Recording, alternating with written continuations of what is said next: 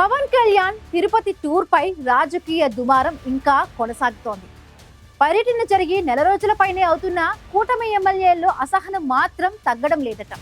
పవన్ పర్యటనని ఆద్యంతం రహస్యంగా ఉంచడమే కాకుండా సాక్షాత్తు పార్టీ జెండా పట్టుకొని కష్టపడిన ఎమ్మెల్యేలని దగ్గరికి రానియడం లేదని విమర్శలు ఉన్నాయి. అధికార వ్యవస్థపైనే ఆధారపడుతూ తిరుపతి, చిత్తూరు జిల్లాలో ఆయన టూర్లేయడంపై పార్టీ శ్రేణులు పెదవి విరుస్తూ ఉన్నారు. డిప్యూటీ సీఎం హోదాలో ఉన్న పవన్ కళ్యాణ్ ఎందుకు ఇలా చేస్తున్నారు? ఆయనకు తెలిసే ఇదంతా జరుగుతోందా, లేదంటే అధికారుల అత్యుత్సాహమా?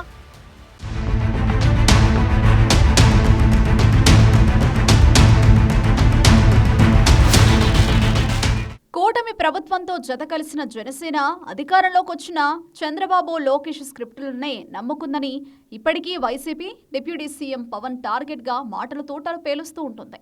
ఏపీలో తమ రాజకీయ ప్రత్యర్థి తెలుగుదేశం కాదు, జనసేననే అనేలా ఆ పార్టీని వదలడం లేదు వైసీపీ నేతలు.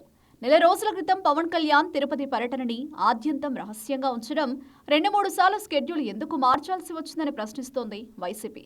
పవన్ విహారయాత్రకు వచ్చారా, లేక ప్రభుత్వ పరంగా ఎర్రచందనం గోడను పరిశీలించి సమస్యను శాశ్వతంగా పరిష్కరించడానికి తనిఖీలు చేశారా అనేది ఎవ్వరికీ అర్థం కాలేదంటున్నారు వైసీపీ నేతలు. ప్రధానంగా తిరుపతి, చిత్తూరు జిల్లాల పర్యటన ఖరారైన తర్వాత తన ఎమ్మెల్యేలను సైతం నమ్మకుండా, తన వెంట రానివ్వకుండా సమావేశాలకు సైతం దూరం పెట్టారనే విమర్శలు కొనసాగుతున్నాయి. ప్రజలకు, పార్టీ నేతలకు ఎలాంటి సంకేతాలు ఇవ్వదలుచుకున్నారని పవన్ కళ్యాణ్ ప్రశ్నిస్తోంది విపక్ష పార్టీ. మరోవైపు తిరుపతి వైసీపీ నేతలు విమర్శలు, ఆరోపణలతో జనసేన నేతలకు చుక్కలు చూపిస్తున్నారు. తిరుపతి ఎమ్మెల్యే అరణి శ్రీనివాసులు జనసేన పార్టీ ఎమ్మెల్యే. కానీ ఆయన్ని పవన్ దగ్గరికి రానివ్వకపోవడం వైసీపీ విమర్శకులకు మరింత ఆజ్యం పోసినట్టయింది. తిరుపతిలో 63,000 ఓట్ల మెజారిటీతో గెలిచిన జనసేన ఎమ్మెల్యే అరణి శ్రీనివాసులు పవన్ కళ్యాణ్ తిరుపతి పర్యటనలో కేవలం స్వాగతం పలకడానికే పరిమితమయ్యారని వైసీపీ విమర్శలు చేస్తోంది.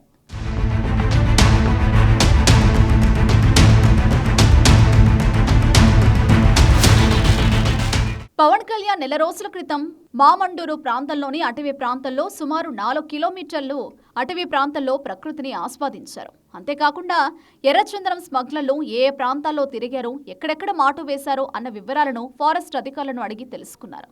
అనంతరం మంగళం ప్రాంతంలోని రెడ్ శాండిల్ గోడౌన్ తనిఖీ చేశారు. లక్షల కోట్ల విలువైన రెడ్ శాండిల్ ఏళ్ల తరబడి గోడౌన్లో మగ్గుతుండడాన్ని గమనించారు.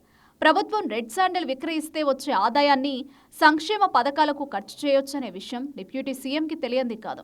భారీ మెజారిటీతో గెలిచిన జనసేన ప్రజాప్రతినిధులను సైతం ఆయన తన పర్యటనలో దూరం పెట్టడం వెనుక ఆంతర్యమేంటనే ప్రశ్నలు వస్తున్నాయి. మీ నాయకుడి దగ్గరే మీకు గౌరవం లేదు, మీకెందుకు ఈ బడాయి మాటలని వైసీపీ నేతలు బహిరంగంగానే గాలి తీసేస్తున్నారు. తిరుపతి పర్యటన తర్వాత పవన్ కళ్యాణ్ ఒకసారి చిత్తూరు పర్యటనకు వచ్చారు. అక్కడ కూడా అంతే. అధికారిక కార్యక్రమాలలో ఎమ్మెల్యేలను దగ్గరికి రానివ్వలేదు. ఆయనే వద్దన్నారా, లేదంటే అత్యుత్సాహంతో అధికారులే రావద్దన్నారో తెలియదంటున్నారు ఎమ్మెల్యేల సన్నిహితులు. చిత్తూరు పర్యటన పైన వైసీపీ విమర్శలు చేసింది. మీ నాయకుడు వచ్చినప్పుడు వెళ్లి బొకేలివ్వండి, సాలువలు కప్పి వెళ్లిపోండి, ఆయన తిరిగేళ్లేటప్పుడు ఎయిర్పోర్టుకెళ్లి సెండ్ ఆఫ్ ఇచ్చి వచ్చేయండని విపక్షం ఎద్దేవా చేస్తోంది. ఉత్సవ విగ్రహంలా మిగిలారంటూ వైసీపీ నేతల ఎత్తిపొడుపు మాటలు కూటమి ఎమ్మెల్యేలను శూలాల్లా గుచ్చుకుంటున్నాయి. దీన్ని ఆసరాగా తీసుకున్న ఉన్నత అధికారులు కూడా స్థానిక ఎమ్మెల్యేలను లెక్క చేయడం లేదంట. తిరుపతి, చిత్తూరు పర్యటనకు వచ్చినప్పుడు అధికారిక కార్యక్రమాల్లో మీతో పాటు మా ఎమ్మెల్యేలను కూడా వెంటబెట్టుకుంటే బాగుంటుందని జనసేనానికి సూచిస్తున్నారు పార్టీ కార్యకర్తలు. జనసేనలోనే కాదు, కూటమిలోని టీడీపీ, బీజేపీ ముఖ్య నేతలు కూడా ఇదే అభిప్రాయంతో ఉన్నారు.